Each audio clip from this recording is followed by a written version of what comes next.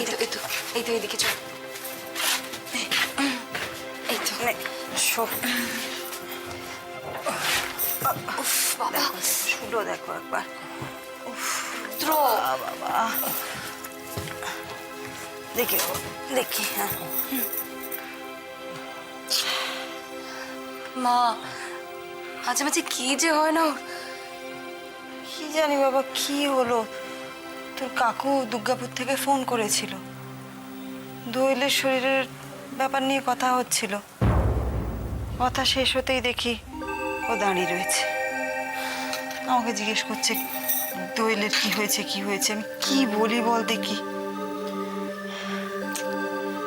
আমি এটা দেখেছি, লক্ষ্য করেছি, ওর মনটা খারাপ থাকলে ও এইসব আজে বাজে জিনিস খাবে। হাজার বারণ করলেও তখন আর শুনবে না।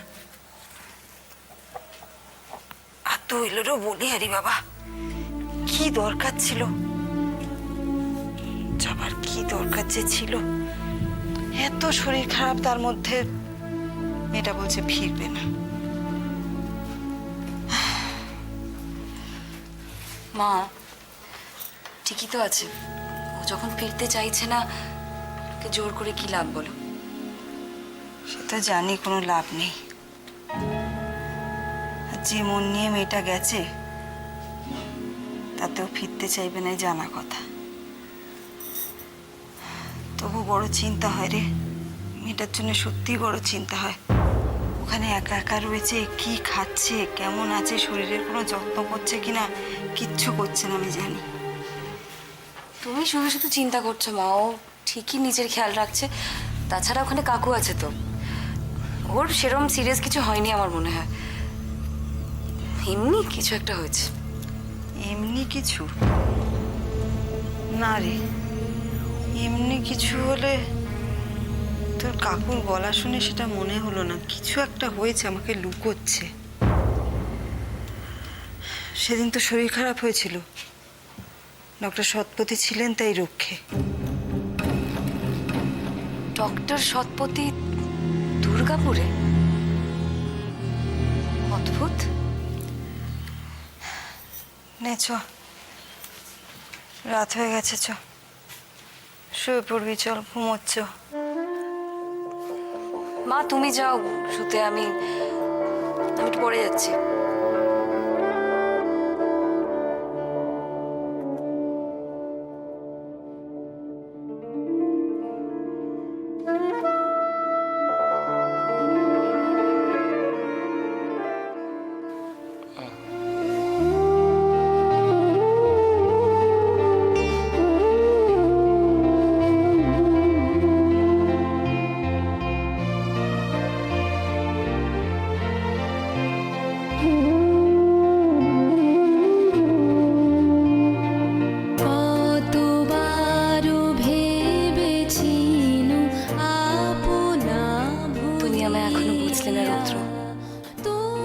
তুমি কষ্ট পেলে আমি কষ্ট পাই।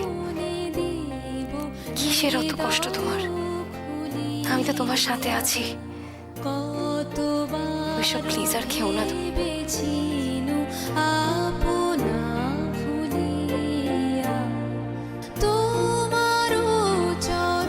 আমার কাছে এসো প্লিজ, আমার কাছে এসো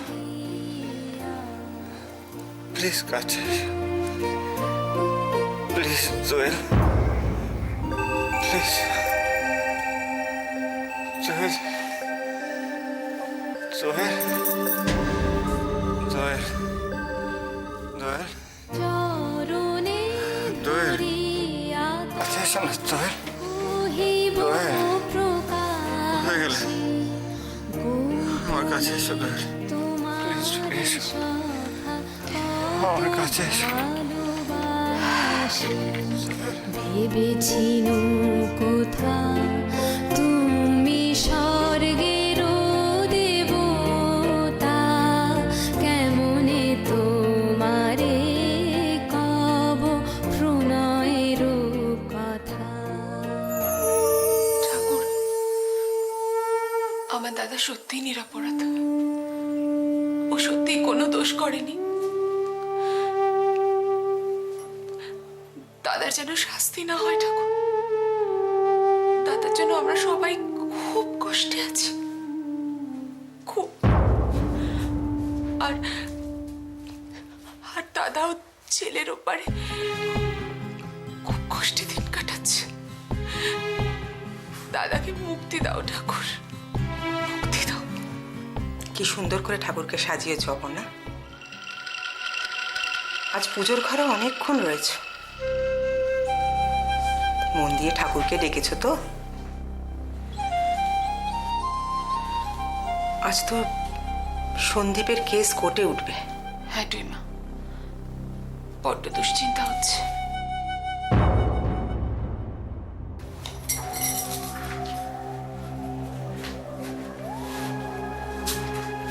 দুশ্চিন্তার কি আছে অপর্ণা?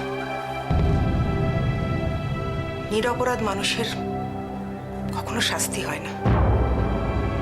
ঈশ্বরের উপর বিশ্বাস রাখো অপর্ণা। সন্দীপ যদি নির্দোষ হয়, ও ঠিক ছাড়া পেয়ে যাবে। ও নির্দোষ, আমি জানি। তাহলে তো চিন্তার আর কোনো কারণই নেই। তবে সত্যিকারের যে দোষী, তাকে কিন্তু খুঁজে বার করা দরকার। কারণ একটা নিরপরাধ অসুস্থ মানুষকে যে মেরে ফেলতে পারে, তার অপরাধ কিছু কম নয়। ঠিক বলেছেন টুইমা। সত্যিকারের দোষী ধরা পড়লে দাদার উপর থেকে সমস্ত সন্দেহ দূর হয়ে যাবে।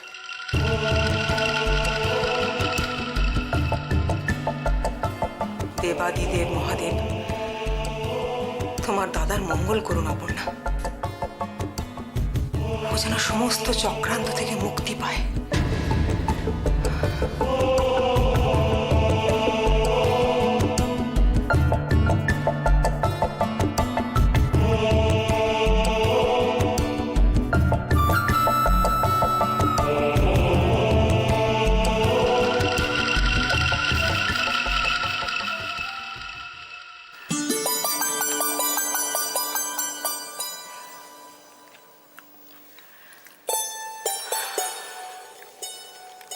কি যে হবে বৌদি, আমি কিছু বুঝতে পারছি না। ঈশ্বরে ভরসা রাখো ঠাকুরপো, দেখো সব ভালো হবে। সন্দীপ ঠিক আজকে ছাড়া পাবে। তাই যেন হয় বৌদি, কিন্তু তুমি ঠিক বলছো তো? আমার মন বলছে ঠাকুরপো, আজকে ওর উকিল ঠিক ওকে ছাড়িয়ে আনবে। দেখো, একটা নিরপরাধ ছেলে এভাবে সাজা পেতে পারে না। কিন্তু এই কোর্ট কাছারিতে আমার বড় ভয় বৌদি। আইন যে কখন কাকে দোষী বানায়, কখন কাকে নির্দোষ বানায়, কিচ্ছু বুঝতে পারি না। বাবা, তোমার হয়েছে? হ্যাঁ, আমার হয়ে গেছে, এবার বেরোবো। এই শোন, এই ফুলটা না তুই একটু সন্দীপের মাথায় ঠেকিয়ে দিবি। দাদার মাথায়? চিঠি, কোর্টে তো দাদাকে ঘিরে প্রচুর পুলিশ থাকবে, আমরা তো কাছে ঘেঁষতে পারবো না দাদা। বরং একটা কাজ করতে পারি, দাদাকে যদি ছেড়ে দেয় তাহলে দাদার মাথায় আমি ফুলটা ঠেকিয়ে দেবো। হ্যাঁ হ্যাঁ, তাই বরং করিস। এই তো হয়ে গেছে তোমার, হ্যাঁ, এবার বেরিয়ে পড়বো। হয়তো তোর হয়ে গেছে। ঠিক আছে, এসো, ওই একটুখানি আলু সেদ্ধ ভাত করেছি, চলো চট করে সবাই মিলে একটু মুখে দিয়ে দাও। আরে না না না না, এখন খাবো কি? খেতে গেলে তো দেরি হয়ে যাবে কোর্টে। হ্যাঁ, সত্যি খুব দেরি হয়ে যাবে। হ্যাঁ, ওই দেখো দিদি কি কথা বলে, ওরে সাদা অন্য এভাবে পায়ে ঠেলিস না রে, এত দূরের পথ কোথায় কি খেতে পাবে না পাবে তার কোনো ঠিক নেই। আচ্ছা আমি মাখছি ভালো করে, চট করে দুজনে দু গরাস মুখে দিয়ে যাও। তোর বাবা, আচ্ছা দাঁড়াও, আমি দেখছি। জ্বালাতন।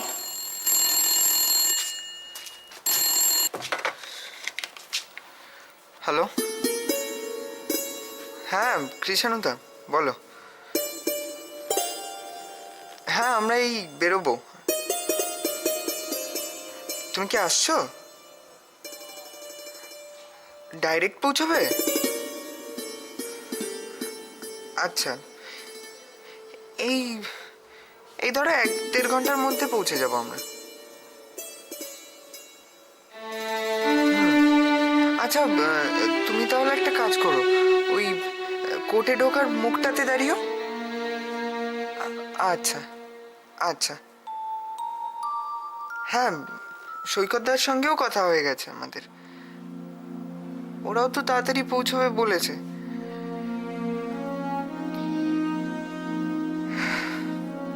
সেই দেখা যাক কি হয়। আচ্ছা, রাখছি।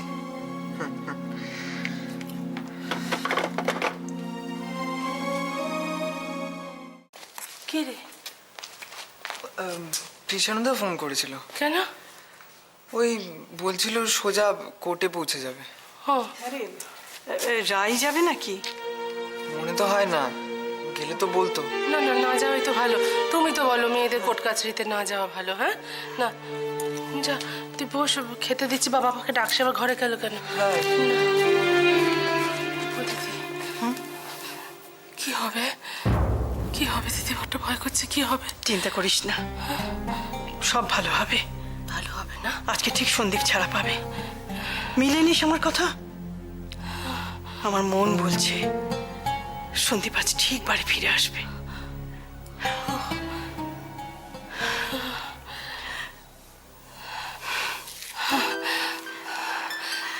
চিন্তা করিস না, চলো ওদের খেতে দিই। চল। কি হবে আজ কোর্টে? মিস্টার সিনহা কি আমায় জামিনে মুক্ত করতে পারবেন? কি অসহ্য এই বন্দি জীবন, সারাদিন বড় একা লাগে। মাঝে মাঝে কনস্টেবলদের মুখ আর অফিসার ইন্সপেক্টরদের ধমকানি। সত্যি কতদিন হয়ে গেল এখানে আছি, থাকতে থাকতে কেমন অভ্যস্ত হয়ে গেছি। সকাল থেকে রাত একইভাবে কেটে যায় আমার। কতদিন জেঠি, মা, দোয়েল, রাইদের দেখিনি। অপুটা তবু একদিন এসেছিল, কথাই বলতে পারেনি, শুধু কেঁদেছে মেয়েটা। আচ্ছা জমি কেমন আছে? ভুলেই গেছে হয়তো আমায়।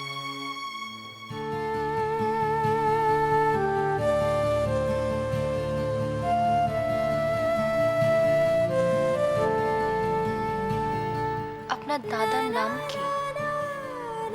আমার দাদার নাম সন্দীপ, সন্দীপ মৈত্র। কতবার আমার সামনে সন্দীপের কথা হয়েছে, তবু আমি বুঝতে পারিনি। সন্দীপ সম্বন্ধে কত খারাপ কথা ভেবেছি আমি। ভেবেছি পথের সম্পর্ক পথেই বুঝি শেষ হয়ে গেছে। আচ্ছা, লকআপে এখন কেমন আছে সন্দীপ? অপর্ণা দেখি এর মধ্যে একবার সন্দীপের কাছে গিয়েছিল। একবার ফোন করে সন্দীপের খবর নেব। কিছু মনে করবে না তো অপর্ণাদি? অপর্ণাদি তো বুঝেছে সন্দীপের সাথে আমার সম্পর্ক। নইলে কি সন্দীপের বাড়িতে নিয়ে যায় আমাকে? এটাই আমাদের বাড়ি।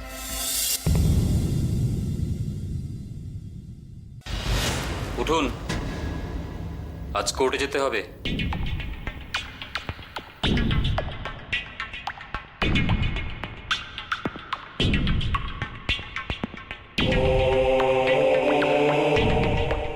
কি কেমন বোধ করছেন? কি ব্যাপারে? না, সেদিন তো দেখলাম বিখ্যাত লয়ারের সঙ্গে কি সব গুজুর গুজুর ফুসুর ফুসুর করছেন। লাভ কিছু হবে বলে মনে হয়? কি করে বলবো বলুন? সেটা তো মিস্টার সিনহাই বলতে পারবেন। হ্যাঁ, উনি তো বলতেই পারবেন, ফেমাস অ্যাডভোকেট বলে কথা। তা উনি তো আপনার জামিনের খুব চেষ্টা করছেন, দেখুন পান কিনা। আপনার কি মনে হয় পাওয়া যাবে না, তাই না? আমার মনে হওয়া না হওয়াতে কি আসে যায়? এখন তো বিখ্যাত অ্যান্টি সোশ্যালরা, ক্রিমিনালরা থানার লকআপে থাকেন না, তারা তো সব খোলা রাস্তায় বুক ফুলিয়ে ঘুরে বেড়ান। আপনি ভাবেন আমি অ্যান্টি সোশ্যাল ক্রিমিনাল? আপনার এগেনস্টে প্রুফ রয়েছে, তাতেই প্রমাণিত হয় আপনি ক্রিমিনাল। জানি না, আপনি যখন বলছেন হয়তো তাই, কিন্তু আমি নিজে জানি অফিসার, আমি কোনো অপরাধ করিনি, কোনো অন্যায় করিনি। কিন্তু যদি প্রমাণিত হয় যে আমি ক্রিমিনাল, তাহলে আমায় বাধ্য হয়ে সেটাই মেনে নিতে হবে। সবই আমার ভাগ্য। কিন্তু কি জানেন, মাঝে মাঝে খুব ইচ্ছে করে খোলা আকাশের তলায় দাঁড়িয়ে চিৎকার করে বলি, আমি ক্রিমিনাল নই, আমি ক্রিমিনাল নই। দেখুন কোর্ট কি বলে।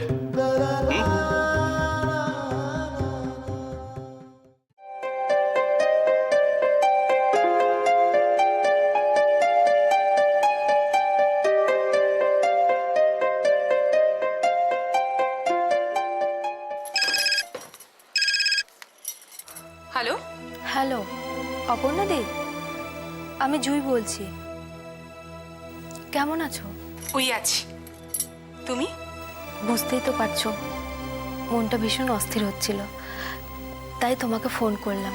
খুব ভালো কাজ করেছো। অপর্ণা দি, তুমি এর মধ্যে আর ওর কাছে গিয়েছিলে? না গো, যাইনি। দাদাকে ওই অবস্থায় দেখতে একদম ভালো লাগে না জুই। তাই দেখো আজকে আবার কি হয়। কেন, আজ কি? ও তোমাকে তো বলাই হয়নি, আজকে দাদার কেসটা কোর্টে উঠছে জুই। আজকে আমাদের সবার আশা দাদা নিশ্চয়ই জামিন পেয়ে যাবে। তুমি কোর্টে যাচ্ছ? না, আমি যাচ্ছি না। বাড়ির সবাই মানে সৈকত, ময়ূক সবাই গেছে, আমি আর যাইনি। ও তুমি যাবে? হ্যাঁ, মানে তুমি গেলে যাওয়া যেত। আমি তো কিছুই চিনি না। অবশ্য আমি গেলেও সন্দীপ আমাকে দেখে অবাক হয়ে যেত। না জুই, থাক। কোর্ট কাছারি এইসব ব্যাপারে মেয়েদের না যাওয়াটাই বোধহয় ভালো। তার চেয়ে দাদা বাইরে বেরিয়ে আসুক, তারপর তুমি আর আমি দুজনে মিলে একসঙ্গে একদিন দাদার সঙ্গে দেখা করে দাদাকে চমকে দেব। অপর্ণাদীপ, আমি কিন্তু ওর খবর জানতে মাঝে মাঝে তোমাকে ফোন করব। নিশ্চয়ই করব। রাখি।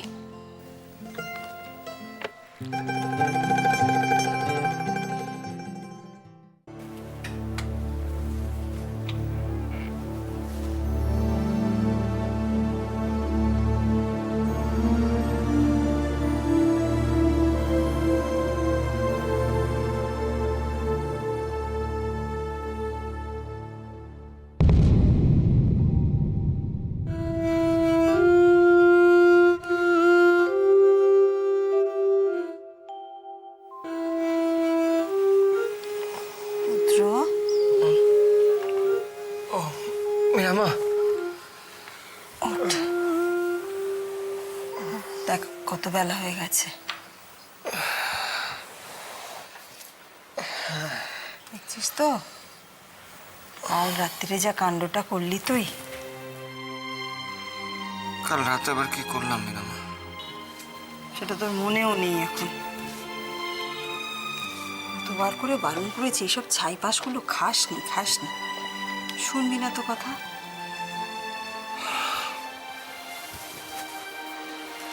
সরি মিরামা, কাল রাতে যে আমার কি হয়েছিল। একটার পর একটা যে বিপদ যাচ্ছে, ডক্টর সৎপতি যদি তখন না থাকতো তাহলে যে কি হতো। আশ্চর্য জানো মীরা, ও কিছুতেই আর কলকাতায় ফিরে যেতে রাজি নয়।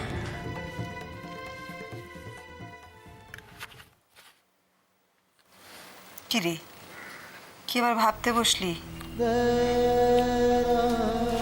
কিছু না বললে হলো? কিছু না বললাম তো। রুদ্রর আবার কি হলো? আমি আর এই ছেলেকে নিয়ে পারি না। এর মনের মধ্যে কি যে চলে সে একমাত্র কানহাজি জানে।